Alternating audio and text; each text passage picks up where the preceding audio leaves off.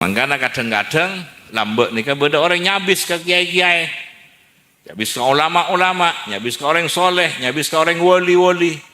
Para sejebo temur nyabisin toh. Kabarana apa? Tero areng berenga ke pangeran asolat asojud ke pangeran telah berenga ben kiai. Nyabis ada entek biasa kiai ki.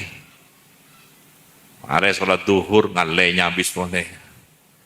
Kok telah salat ben kiai tero areng berenga asojud asojud ngadep dak guste bareng ka pengen nyabis boleh kasar salat ini ketak pati bedetan si banyak ngiba gempeng ngiba menyan si banyak kan si mana model-model mereka ketak pati bede kan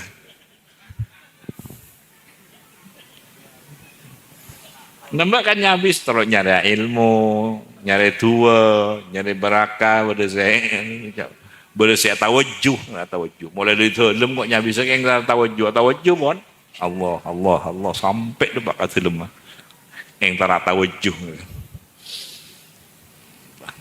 Allahumma sholli ala Muhammad ini ketero antara sholat areng kurung sampai dari mulai di Banyuwangi sampai nyabis boleh sampai setahun 2 tahun buru kemarin ini kan nyabis boleh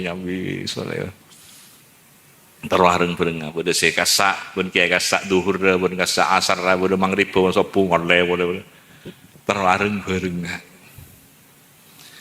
sallallahu alaihi Muhammad muga-muga manfaat